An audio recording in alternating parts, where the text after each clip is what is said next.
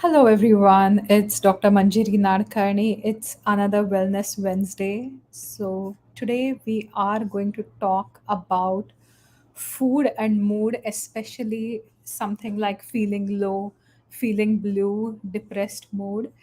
We're going to look at certain foods that will help you beat the blues. I'm going to hang on for a little bit till I have a few of you join online. I'm going to say a quick hi to Vrinda. I'm going to say a quick hi to Mary.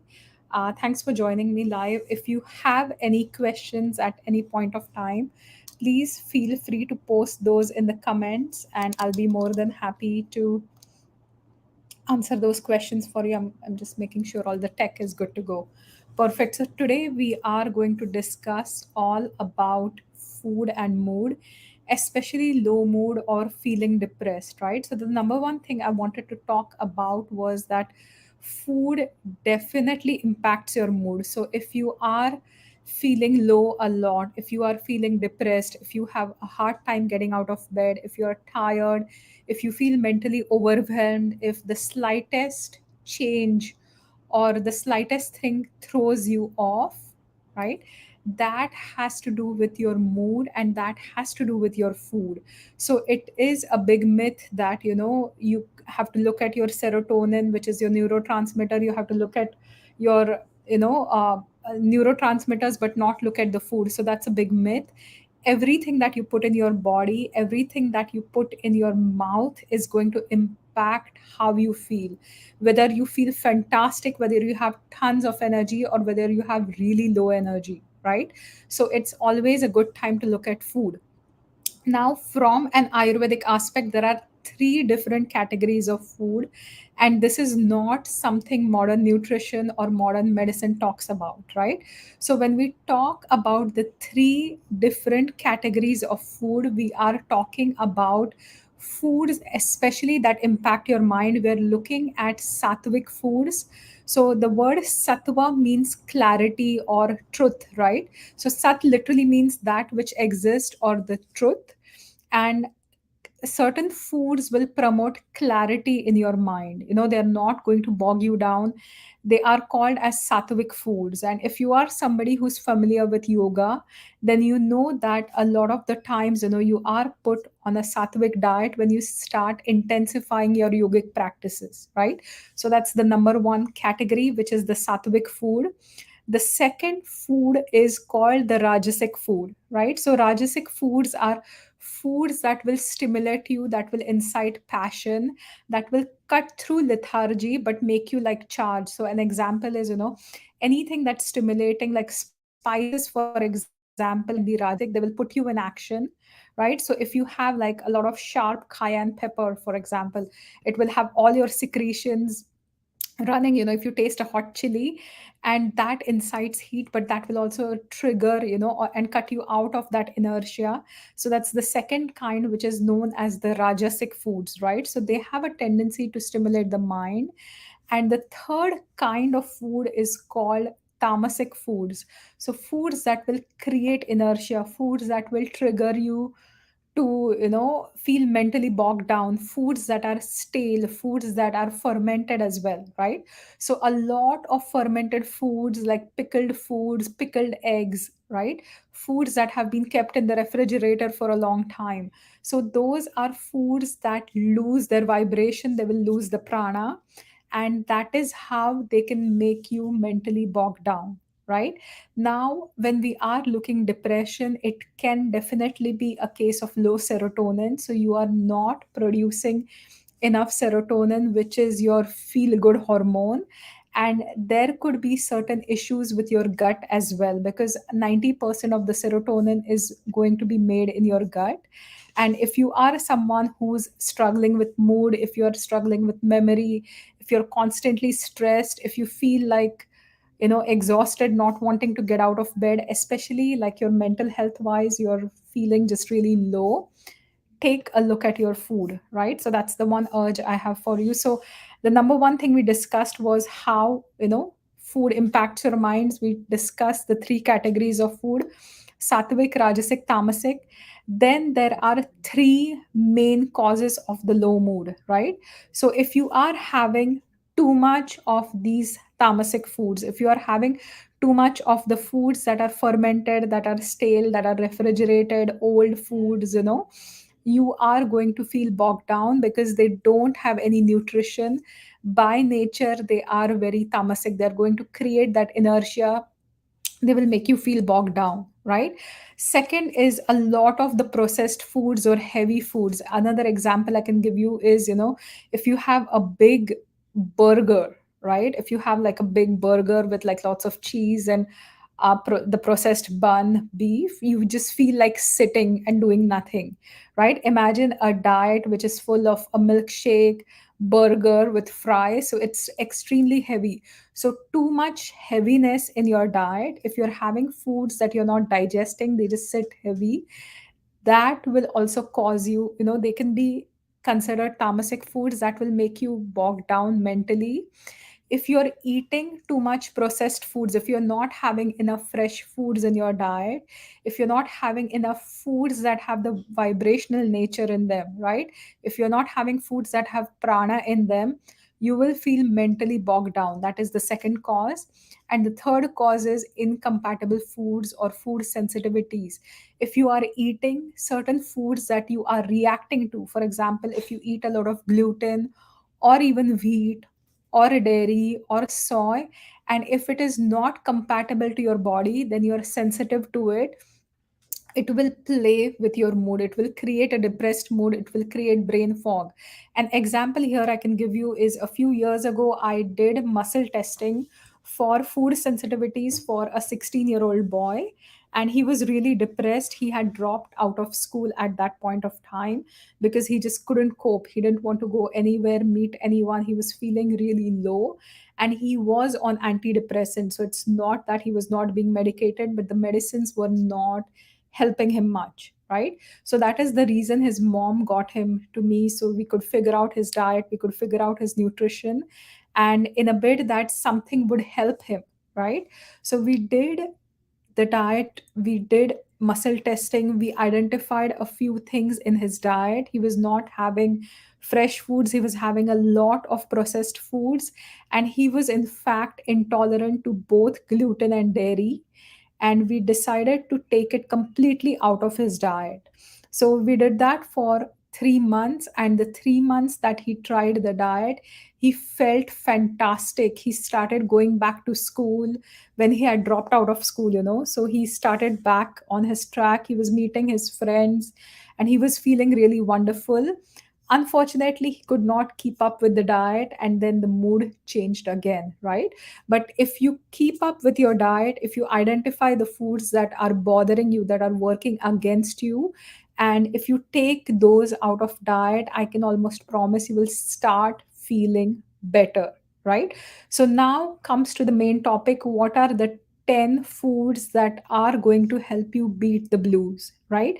And here I'm not going to talk about foods that are, from a modern perspective. I'm going to talk about a few things from an Ayurvedic perspective. I'm going to talk about a few things that I myself, consume on a daily basis, which really help me improve my mood and stay cheerful, right? So the number one thing that I absolutely love is ginger, right? And you will ask, what has ginger got to do with the mood? So ginger is a nice spice that helps you with digestion. It's also called universal medicine. It helps stimulate your digestion. It helps cut through that mental lethargy. It helps cut through that mental fog. At the same time, it is a sattvic spice. It is not tamasic, right? So it is not going to make you feel mentally bogged down. It's not going to overstimulate you. And this is one of the reasons why, if you look at the Indian way of fasting, or the traditional spiritual fasting that we do, a lot of the times ginger is a common ingredient, right? So ginger will support your digestion. Ginger will help you feel better. It will help you just wake up, right? So if you are someone who's addicted to coffee, for example, right, you rely on your coffee to get out of bed, you're really tired and you really want something to wake you up, try ginger tea. It will help with your mood. It will give you a better morning without creating any anxiety like caffeine does, right? It's not going to make you fresh or refreshed at the expense of your adrenals. So replacing your coffee with ginger tea. If you want, you can have black tea, or the Indian style chai with some ginger, and you will see that your morning is amazing, right? And this is exactly how I like to spend my mornings. I have a nice swing in my backyard. So I'll sit with my ginger chai and I'll just enjoy the morning, right? And it just puts me in such a good mood. So that's my number one. The second herb that I again absolutely love for my tea again is lemongrass, right? So lemongrass in India, it's called Gauti Chaha, which means the tea which is like a grass, right? So lemongrass, again, you can chop it up, you can put it as a tea, you can steep it as a tea, or you can put it in your chai when you're cooking your or making your tea, the Indian style. You can start putting some lemongrass in it, and that will make you feel refreshed. Now lemongrass also has certain volatile oils which also have an amazing fragrance, right? So again, you are just feeling, you're indulging in it with all your senses, and that will help you get a better morning, and that will also help you prevent running for coffee, right? So lemongrass tea or ginger tea should be something that you start your day with, and that will make you feel fantastic. My third favorite herb is basil, right? So not just holy basil, but any kind of basil that you enjoy, that you have.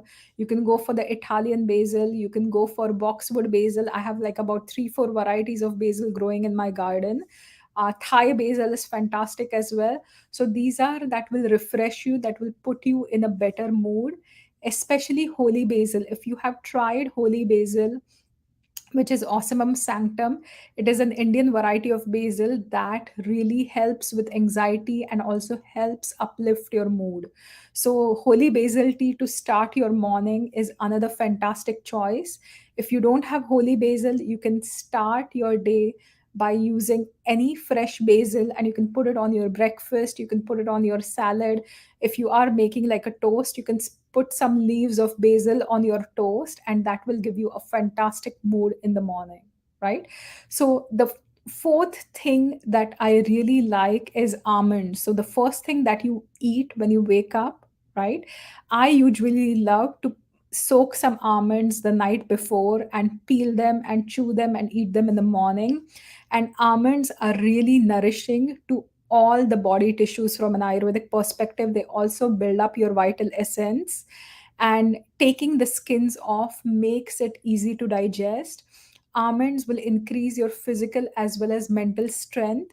And almonds are also a great source of digestible protein, especially if you soak them, you can utilize them better.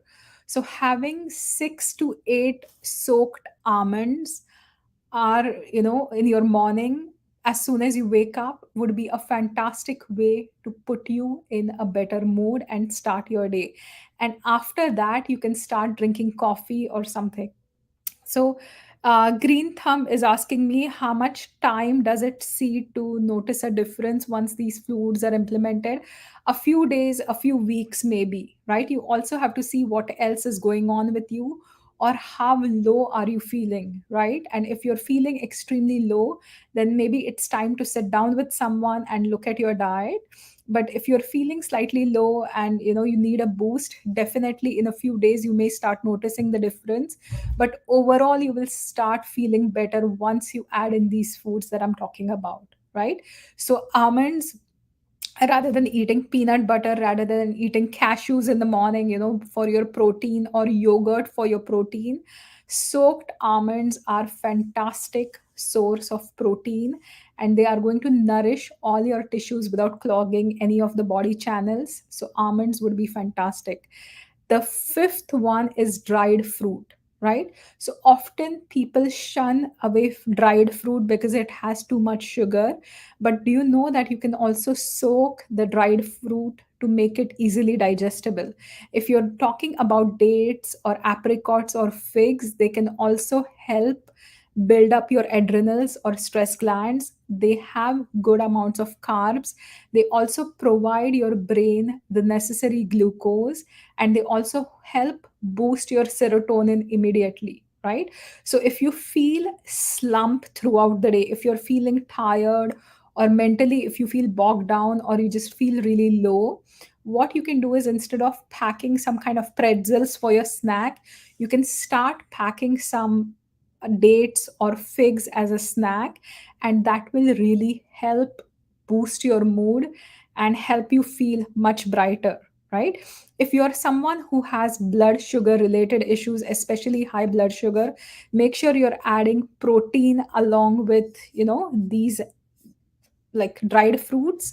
So definitely you can add something like, almonds with your dates or figs, and that will give you a better mood, right? I'm seeing a few of you have joined Facebook. If you are watching this live, say a quick hi.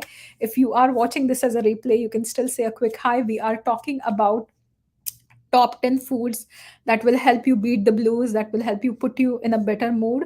So far, we've discussed some of my favorite spices like ginger, we've discussed lemongrass, we've discussed basil or holy basil as well. We've talked about dried fruits like dates and figs, and also almonds, right? So these are things you can start incorporating in your daily diet and start noticing a lot of difference in your mood. Now, the sixth one is something I talk about all the time, and I absolutely love it, and I cook with it on a daily basis, and that's ghee. Ghee is better than butter, and ghee is going to feed your intestinal cells, right? Which will soothe your digestion. Ghee is going to feed your good bacteria that will strengthen, excuse me, your microbiome, and ghee will also feed your brain and your mind, right? So ghee is the best fat to put you in a better mood. So again, if you're watching this live, you can get ghee ready made. We have some at Blue Water Nutrition. You can just walk in the store, tell them you saw this video, and you can ask for some ghee as well. We have it in our store, and start adding ghee to your daily diet. You can add a teaspoon of ghee also in your coffee, right? So that will cut the excess vata aggravating effect of coffee, and that will help you stay calmer a bit if you're used to drinking coffee. Otherwise, you can top up your oatmeal with some ghee, and ghee is going to be really good for your digestion. It helps eliminate constipation. It also supports your brain function. It's really good for cognitive health. It's good for memory. It's really good to prevent any kind of cellular and tissue damage. And there are studies done on ghee with in regards to dementia or Alzheimer's, and ghee works every single time. So adding ghee to your diet, that is the best fat. Get rid of your avocados and all the other fatty foods, but start having ghee, right? And if you are someone who goes for a vegetarian diet, be a vegan. If you're thinking about getting rid of dairy, get rid of dairy without getting rid of ghee, so you can become a vegan rather than a vegan and have this fantastic ghee, which is really going to help your brain function better, right? The seventh is my favorite beans of all time, and they are called mung beans. Now, mung beans are the lightest among the beans.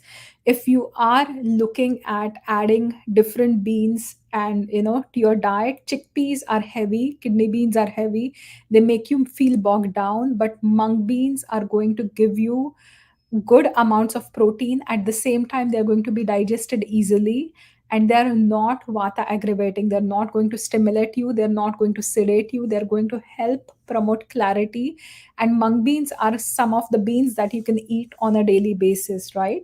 So they are really good. They have phytoestrogens, they have certain phytochemicals or plant based chemicals that work like female hormones.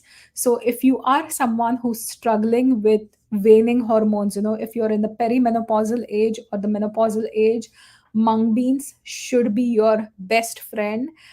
The way I love eating mung beans is I'll soak them overnight, I'll blend them with some ginger, cumin, make it into a pancake, or I will cook it, steam it, and I will add it to my soups and stews. Or I make a lot of Indian dishes with mung beans, right? My favorite is something with coconut curry.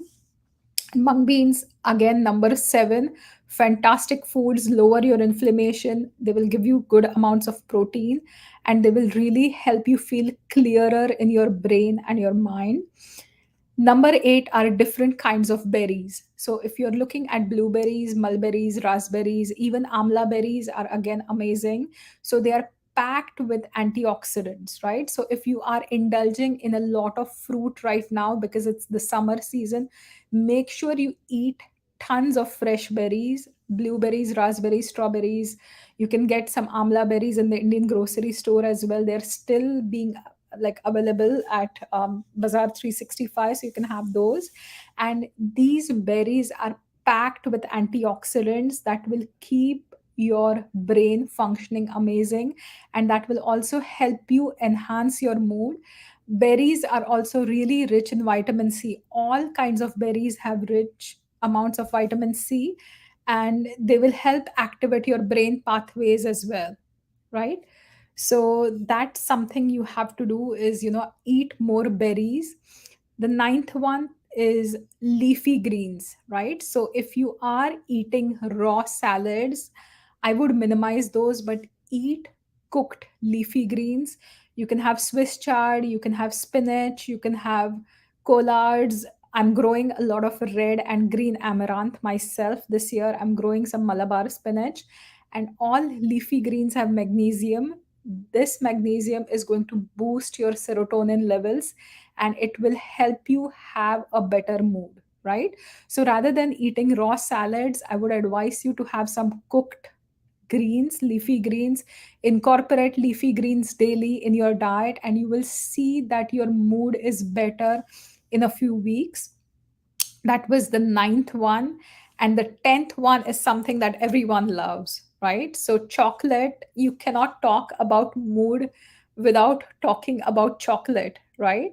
So chocolate again is, if you love it, absolutely have it in moderation. The darker the better, at least 70% or more. You can also get unsweetened chocolate, and I make all sorts of things including fudge, or with some almond flour. It tastes delicious. It's on my Instagram if you haven't checked it out. You can make chocolate milk with coconut milk, which is really nice creamy chocolate milk. But chocolate, there are so many studies done that it can actually help better your mood. It can protect against depression. It's rich in antioxidants.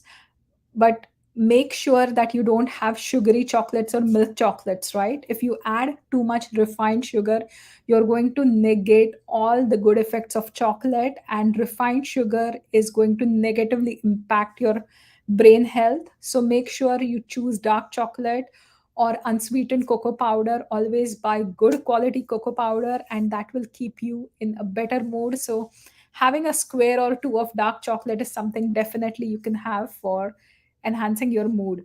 Now, if you are watching this live, you can let me know which of the 10 top 10 foods that you are going to incorporate in your diet. I always incorporate ghee. That's my number one at all times.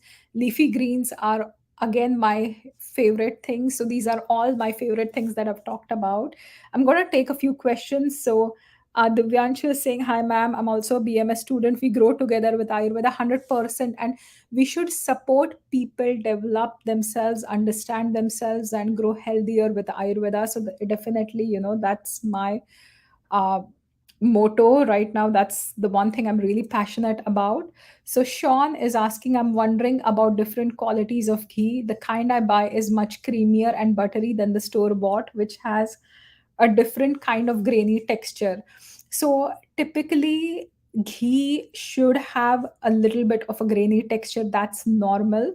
So there's nothing wrong with that. But again, it depends on the fat content. So how thick, how creamy you make ghee or you get ghee would depend on the fat content in the milk or in the butter that the milk was made from, right? So an example I can give you is, I bought some New Zealand butter that we had in the store, the organic New Zealand butter, and it made a really thick saturated ghee, so the thick was super solid that even with the spoon I had to put a lot of force to make sure that I could scoop the ghee off, and it would not get very like liquid.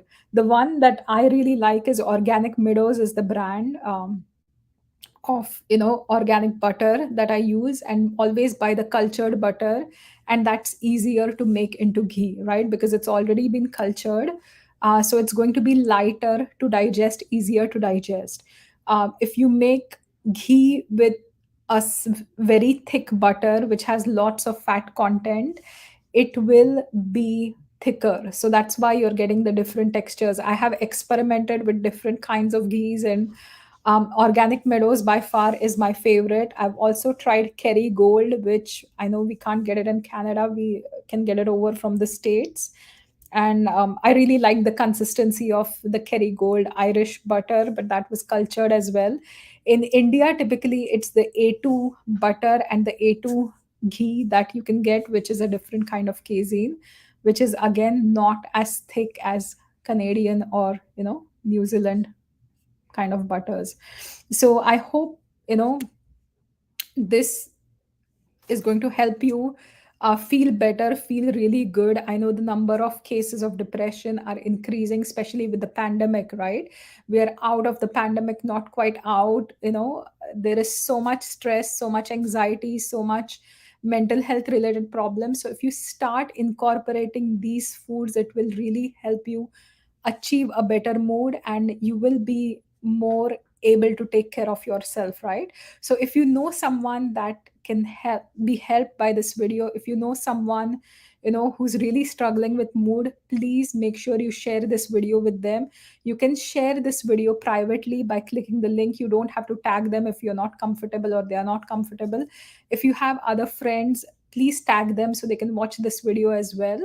And if you have any questions, put it in the comment section. I will be back next week on Wednesday to talk about a different topic for Wellness Wednesday. And just stay tuned for that. Thank you. Have a fantastic rest of the day, and I will see you